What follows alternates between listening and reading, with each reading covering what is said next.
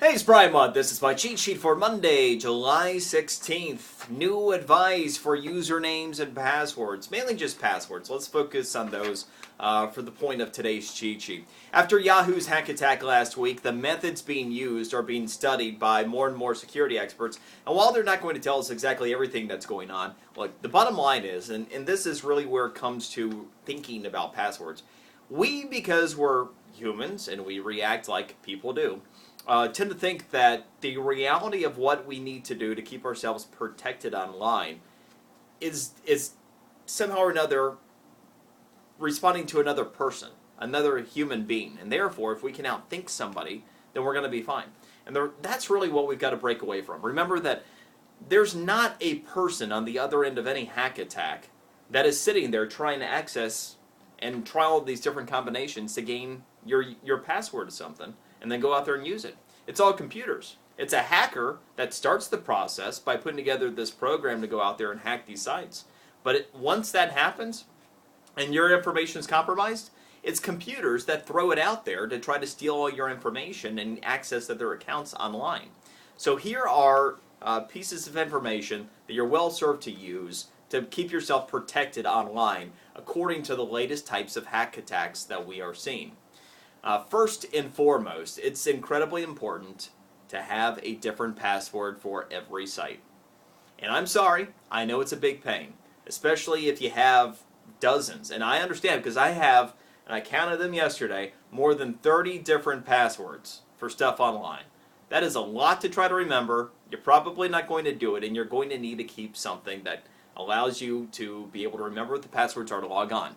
So do it. It's better than being hacked, and it's better than being compromised. I suppose if you have an account with information you don't care about, maybe you could lock 3 of those together, use the same password for them, but that's as far as I would dare go. The next piece of it is, when you're setting passwords for however many different sites, we tend to think, and we've been trained this way too, because some companies will say, it's got to be 8 characters long, and you need at least 1 cap, and you need a number in there somewhere. And we think, oh, well, that must be what you need to do to keep things safe. So if we just come up with something weird with caps and numbers, we're fine. The truth of the matter is no. Length matters more than the actual message itself. You could have one word that is a common word that happens to be a long password and be safer on average than having a shorter word with a bunch of different odd characters, caps, and lowercase and all that. Because remember, it's a computer program. It's not somebody out there going, Bessie likes cows, and so it's cow lover or something. Sorry about that. Anyway, you get the idea. So having length is more important than having weirdness in your password. And here's how I want you to keep them protected. There are lots of different pieces of advice. You can actually keep a physical list, something that is not online at all. And if you can keep that protected at all times, cool. Most people, though, you could be susceptible. I mean, first, you could lose it. And 2, what if somebody comes in and steals it from you? It could even be a cleaner or somebody just comes around in your house. If somebody gets that password list, they own you. They own you. They've got all your information.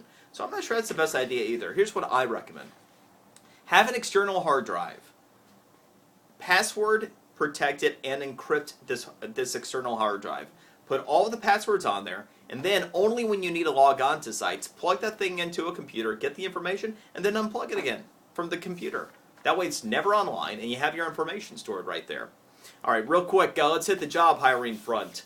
The news is not good, but it's better to be informed than not, right? Okay, so the National Business Association Board, they went out and ended up getting data for the 3rd quarter in terms of job hiring. Well, the news is not good. Only 23% of companies say they plan to hire in the 3rd quarter. That is the first time in 3 years we've had a number under 25%, and on top of it, it's a drop from 39%.